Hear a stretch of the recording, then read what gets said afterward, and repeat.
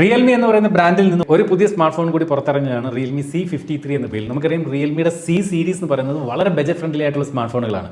നമുക്ക് അൺബോക്സ് ചെയ്ത് പരിശോധിക്കാം റിയൽമി C53 എന്ന സ്മാർട്ട് ഫോണിന്റെ വിശേഷങ്ങൾ. ഈ ഒരു ഫോണിൻ്റെ ബോക്സിൻ്റെ ബാക്കിൽ ഇതുപോലെ പ്രധാനപ്പെട്ട സ്പെസിഫിക്കേഷൻസ് എല്ലാം എഴുതിയിട്ടുണ്ട്.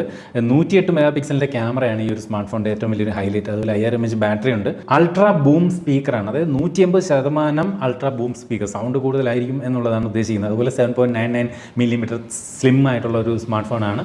അതുപോലെ 90 Hz റിഫ്രഷ് റേറ്റ് ഉണ്ടെന്ന് പറയുന്നുണ്ട്. 18 വാട്ടിൻ്റെ ഫാസ്റ്റ് ചാർജിങ് സപ്പോർട്ട് ഉണ്ടെന്ന് പറയുന്നു. അപ്പോൾ ഈ C സീരീസ് ഒരു ബജറ്റ് ഫ്രണ്ട്ലി സ്മാർട്ട് ഫോണാണ്. അപ്പോൾ ആദ്യമായിട്ടായിരിക്കും ഒരുപക്ഷെ ഇത്രയും ബജറ്റ് ഫ്രണ്ട്ലി ആയിട്ടുള്ള ഒരു സ്മാർട്ട് ഫോണിനകത്ത് 108 മെഗാ പിക്സലിൻ്റെ ക്യാമറ വരുന്നത്. ഇപ്പോൾ മിക്ക സ്മാർട്ട് ഫോണുകളിലും 50 മെഗാ പിക്സലിൻ്റെ ക്യാമറയാണ് ഒരു ഡീസൻറ്റ് അല്ലെങ്കിൽ ഒരു സ്റ്റാൻഡേർഡ് ആയി വന്നുകൊണ്ടിരിക്കുന്നത്. പക്ഷേ ഇവിടെ അത് ഭേദിച്ചിരിക്കുകയാണ്. 108 മെഗാ പിക്സൽ ക്യാമറ ഒരു ബജറ്റ് ഫ്രണ്ട്ലി സ്മാർട്ട് ഫോണിൽ റിയൽമി നൽകുന്നു. ബോക്സ് ഓപ്പൺ ചെയ്യുമ്പോൾ ഇവിടെ ഇതുപോലെ ഡയർ ടു ലീപ്പ് എന്ന് പറയുന്ന ഒരു മഞ്ഞ ബോക്സ്, അതിനകത്ത് ഇതുപോലെ ഒരു ബാക്ക് കേസ് കൊടുത്തിട്ടുണ്ട്. ഒരു ഗ്രേ ടോൺ ഉള്ള ബാക്ക് കേസാണ് ഇത്തരത്തിൽ കൊടുത്തിരിക്കുന്നത്.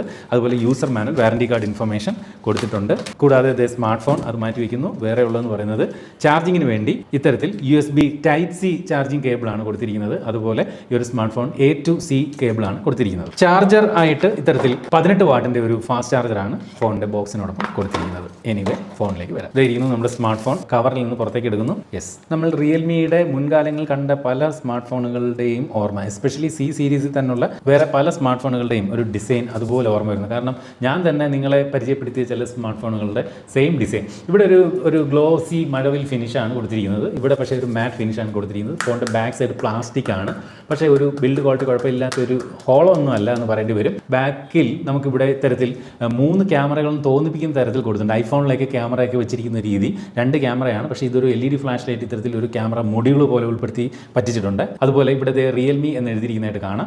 ഈ കോർണേഴ്സ് എല്ലാം റൗണ്ടഡ് കോർണേഴ്സ് ആണ്. എന്നാൽ ഈ ഒരു സൈഡ് ഫ്രെയിം എന്ന് പറയുന്നത് പ്ലാസ്റ്റിക് ആണ്. അതുപോലെ അത് ഫ്ലാറ്റ് ആണ്. അതുകൊണ്ട് തന്നെ ഒരു ചെറിയൊരു ബോക്സി ഡിസൈൻ വേണമെങ്കിൽ ഉണ്ടെന്ന് പറയേണ്ടി വരും. താഴേക്ക് നോക്കുമ്പോൾ ഇതുപോലെ 3.5 mm ഓഡിയോ ജാക്ക് ഫോണിനകത്ത് കൊടുത്തിട്ടുണ്ട്. Microphone, USB Type-C charging port, അതുപോലെ സ്പീക്കർ. മുകളിലേക്ക് വരുമ്പോൾ ഒന്നുമില്ല. Even secondary noise cancellation mic പോലും കൊടുത്തായി കാണുന്നില്ല. അതുപോലെ ഇവിടെ സിം ട്രേ. ഇപ്പുറത്തെ സൈഡിലേക്ക് വരുമ്പോൾ വോളിയം റോക്കേഴ്സും പവർ ബട്ടൺ. ഈ പവർ ബട്ടണിലാണ് ഈ ഒരു ഫോണിൻ്റെ ഫിംഗർ പ്രിന്റ് സംവിധാനം കൊടുത്തിരിക്കുന്നത്. ഇനി നമുക്ക് ആ ഒരു സിം ട്രേ ഏത് ടൈപ്പാണെന്ന് നോക്കാം. ഞാൻ ഈ ഒരു ഫോണിനകത്ത് ഒരു ട്രിപ്പിൾ കാർഡ് സ്ലോട്ടാണ് പ്രതീക്ഷിക്കുന്നത്.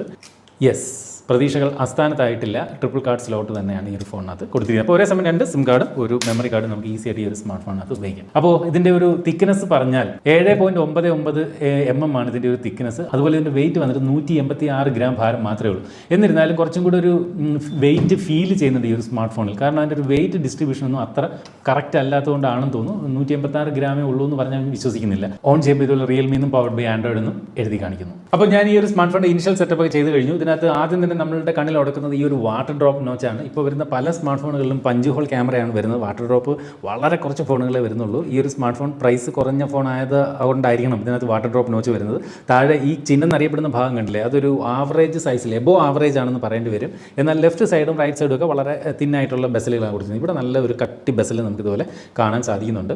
അതുപോലെ ഈ ഒരു സ്മാർട്ട് ഫോണിൻ്റെ ഡിസ്പ്ലേയെക്കുറിച്ച് പറഞ്ഞാൽ ഭയങ്കര സംഭവമൊന്നുമല്ല. കാഴ്ചയ്ക്ക് ഒരു വലിയ ക്വാളിറ്റി ഒന്നും ഈ ഒരു സ്മാർട്ട് ഫോണിൻ്റെ ഡിസ്പ്ലേ സമ്മാനിക്കുന്നില്ല. അതുപോലെ ഒരു എടുത്തു പറയേണ്ട ഒരു കാര്യം, ഇതിനകത്ത് 90 Hz റിഫ്രഷ് റേറ്റ് ഇത്തരത്തിൽ കൊടുത്തിട്ടുണ്ട് എന്നുള്ളതാണ്. അപ്പോൾ ഈ പ്രൈസ് പോയിന്റിൽ നമുക്ക് 90 Hz കിട്ടുന്ന ഒരു ഡിസ്പ്ലേ എന്നുള്ളതാണ്. മാത്രമല്ല ഈ ഒരു സ്മാർട്ട് ഫോണിൻ്റെ ഡിസ്പ്ലേയുടെ റെസൊല്യൂഷൻ എന്ന് പറഞ്ഞാൽ HD റെസൊല്യൂഷനേ ഉള്ളൂ. ഫുൾ HD റെസൊല്യൂഷൻ പോലും കൊടുത്തിട്ടില്ല. അതുകൊണ്ട് തന്നെ വളരെ വില കുറഞ്ഞൊരു സ്മാർട്ട് ഫോൺ ആയിരിക്കും എന്ന് ഇതിൻ്റെ ഈ ഒരു ഡിസ്പ്ലേ കാണുമ്പോൾ തന്നെ നമുക്ക് മനസ്സിലാവുന്നുണ്ട്. 6.74 ഇഞ്ചിൻ്റെ ഒരു ഫ്ലാറ്റ് ഡിസ്പ്ലേ ആണ് ഈ ഒരു സ്മാർട്ട് ഫോണിനകത്ത് ഇത്തരത്തിൽ നൽകിയിരിക്കുന്നത്. അപ്പോൾ ഡിസ്പ്ലേ വിഭാഗം പോരാ. എസ്പെഷ്യലി വ്യൂയിങ് ആംഗിളൊന്നും അത്ര ബെറ്റർ ഒന്നും അല്ല. നമ്മൾ ഇതിൽ നിന്നും കൂടിയ ഫോണുകളൊക്കെ ഉപയോഗിച്ചത് കൊണ്ടായിരിക്കാം ഒരുപക്ഷെ ഈ ഒരു ഫോണിൻ്റെ ഡിസ്പ്ലേ കണ്ടിട്ട് അത്രയ്ക്ക് നമുക്ക് ഒരു ഇഷ്ടം തോന്നുന്നില്ല. എങ്കിലും ഇതിൻ്റെ പ്രൈസ് പോയിന്റ് കൂടി നമ്മൾ കൺസിഡർ ചെയ്യേണ്ടതുണ്ട്. ഇതൊരു വില കുറഞ്ഞ സ്മാർട്ട് ഫോണാണ്. എസ്പെഷ്യലി C സീരീസിൽ റിയൽമി പുറത്തിറക്കുന്നതൊക്കെ വളരെ ബജറ്റ് ഫ്രണ്ട്ലി സ്മാർട്ട് ഫോണുകളായിരിക്കും. അങ്ങനെ 90 Hz റിഫ്രഷ് റേറ്റ് ഉള്ളതുപോലെ തന്നെ ഈ ഒരു സ്മാർട്ട് ഫോൺ അത് 180 Hz ടച്ച് സാമ്പിളിംഗ് റേറ്റും കൊടുത്തിട്ടുണ്ട്. അപ്പോൾ ഗെയിമൊക്കെ കളിക്കുമ്പോൾ നല്ലൊരു റെസ്പോൺസ് നമുക്ക് ഈ ഒരു സ്മാർട്ട് ഫോണിൻ്റെ ഡിസ്പ്ലേ സമ്മാനിക്കും. ഫോണിൻ്റെ ബ്രൈറ്റ്നസ് പറഞ്ഞാൽ 560 nits ആണ് ഇതിൻ്റെ പീക്ക് ബ്രൈറ്റ്നസ്. അപ്പോൾ നമുക്ക് ഔട്ട്ഡോർ വിസിബിലിറ്റിക്കൊന്നും യാതൊരു പ്രശ്നമില്ല. നല്ല ബ്രൈറ്റ് ആയിട്ടുള്ള ഒരു ഡിസ്പ്ലേ തന്നെയാണ് ഈ ഒരു സ്മാർട്ട് ഫോൺ കാഴ്ചവെക്കുന്നത്. ഈ ഒരു ഫോണിൻ്റെ പെർഫോമൻസ് സൈഡിലേക്ക് വന്നു കഴിഞ്ഞാൽ യൂണിസോക്കിൻ്റെ T612 എന്ന് പറയുന്ന ഒരു പ്രോസറാണ് ഇതിനകത്ത് നൽകിയിരിക്കുന്നത്. അതായത് ഈ ഒരു പ്രോസർ എന്ന് പറയുന്നത് 4G പ്രോസസ്സറാണ്. ഇപ്പോൾ 5G റോൾ ഔട്ടായി തുടങ്ങി നമ്മുടെയൊക്കെ പല ടവറുകളിലും 5G വന്നിട്ടുണ്ട്.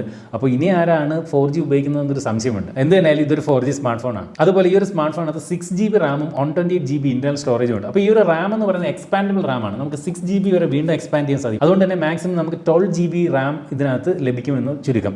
അതായത് വെർച്വലി 6GB കൂടെ കൂട്ടി 12GB റാമിൻ്റെ ഒരു എഫക്റ്റ് നമുക്ക് ലഭിക്കും. ഈ ഒരു സ്മാർട്ട് ഫോണിനകത്ത് റാം ടൈപ്പ് എന്ന് പറയുന്നത് LPDDR4X റാമും സ്റ്റോറേജ് ടൈപ്പ് എന്ന് പറയുന്നത് eMMC-യുമാണ്. ഒരു സാധാരണ ഒരു ഡേ ടു ഡേ ആക്ടിവിറ്റികൾ ചെയ്യുന്നതിനൊന്നും യാതൊരു ലാഗൊന്നും ഈ ഒരു ഫോണിനകത്ത് വരാനുള്ള സാധ്യതയില്ല. വളരെ സ്മൂത്താണ് ഫോൺ എന്ന് പറയേണ്ടി വരും. നമ്മൾ ഒരുപാട് വലിയ ഗെയിമിങ്ങോ ഒന്നും ഇതിനകത്ത് സാധ്യമല്ല.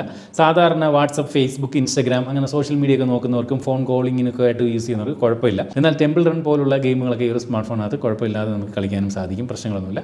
ഡേ ടു ഡേ ആക്ടിവിറ്റീസിന് യാതൊരു പ്രശ്നവും ഈ ഒരു ഫോൺ വരത്തില്ലെന്ന് ഇപ്പോൾ തന്നെ ഈ ഒരു റെസ്പോൺസ് കാണുമ്പോൾ നമുക്ക് മനസ്സിലാവുന്നുണ്ട്. ഇനി ഫോണിന്റെ ബാറ്ററി സൈഡിലേക്ക് വന്നു കഴിഞ്ഞാൽ 5000 mAh ബാറ്ററി കൊടുത്തിട്ടുണ്ട്. അത് ചാർജ് ചെയ്യാനായിട്ട് 18 വാട്ടിന്റെ ഫാസ്റ്റ് ചാർജിംഗ് സപ്പോർട്ടും ഫോൺ കൊടുത്തിട്ടുണ്ട്. ഈ ഒരു ഫോണിനകത്ത് ഞാൻ നോക്കി കാണുന്ന ഏറ്റവും വലിയൊരു ഹൈലൈറ്റ് എന്ന് പറയുന്നത് ഇതിന്റെ ക്യാമറയാണ്. 108 മെഗാപിക്സലിന്റെ പ്രൈമറി സെൻസർ ഈ പ്രൈസ് പോയിന്റിൽ കൊടുത്തിരിക്കുന്നു എന്നുള്ളത് ഒരു വലിയ കാര്യമാണ്. രണ്ടാമതൊരു AI സെൻസറാണ് ഇതിനകത്ത് കൊടുത്തിരിക്കുന്നത്. ഇത് കണ്ട് തെറ്റിദ്ധരിക്കരുത്. നേരത്തെ പറഞ്ഞ പോലെ അതൊരു ഫ്ലാഷ് ലൈറ്റ് ആണ് ഈ ഒരു ഫോണിനകത്ത് കൊടുത്തിരിക്കുന്നത്. നമുക്ക് ബാക്ക് ക്യാമറ ഉപയോഗിച്ചുകൊണ്ട് ഇതുപോലെ full HD 30 frames per second വരെയുള്ള വീഡിയോകളാണ് ഷൂട്ട് ചെയ്യാൻ സാധിക്കുക. അതുപോലെ ഫ്രണ്ട് ക്യാമറ ഉപയോഗിച്ചിട്ട് നമുക്ക് HD 30 frames per second വരെയുള്ള വീഡിയോകളാണ് ഷൂട്ട് ചെയ്യാൻ സാധിക്കുക. അപ്പോൾ ഫ്രണ്ട് ക്യാമറയിൽ ഫുൾ HD പോലും ഇല്ല, HD ഉള്ളൂ. ബാക്ക് ക്യാമറയിൽ ഫുൾ HD ഉള്ളൂ. അപ്പോൾ 108 മെഗാപിക്സലിന്റെ പ്രൈമറി സെൻസർ ഒക്കെ ആണെങ്കിലും ഈ പറഞ്ഞ പോലെ 4K സപ്പോർട്ടൊന്നും നമ്മൾ ഇതിനകത്ത് പ്രതീക്ഷിക്കരുത്. കാരണം അത്രയും കുറഞ്ഞ ഒരു 4G പ്രോസറാണ് ഈ ഒരു സ്മാർട്ട് ഫോണിനകത്ത് നൽകിയിരിക്കുന്നത്. സോഫ്റ്റ്വെയർ സൈഡിലേക്ക് വന്നു കഴിഞ്ഞാൽ Android 13 ഈ ഒരു ഫോൺ പ്രവർത്തിക്കുന്നത്. കുറച്ച് ബ്ലോട്ട്വേഴ്സുകൾ അടുത്തിടെ വന്ന റിയൽമിയുടെ ഇതിൽ നിന്നും വില കൂടിയ ഫോണുകളുള്ള അത്രയും ബ്ലോട്ട്വേഴ്സുകൾ എന്തായാലും ഇല്ല.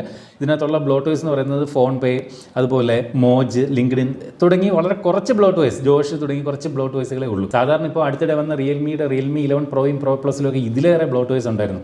അപ്പോൾ അത്രയും ബ്ലോട്ട്വേഴ്സുകളൊക്കെ ഈ ഒരു ഫോണിനകത്ത് കൊത്തി നിറച്ചാൽ ഈ ഒരു ഫോൺ ലാഗ് ആകുമെന്നുള്ളത് മുന്നിൽ കണ്ടുകൊണ്ടായിരിക്കണം. ഒരു പക്ഷേ എന്തായാലും ബ്ലോട്ട്വേഴ്സുകൾ അധികം ഈ ഒരു ഫോണിനകത്തില്ല.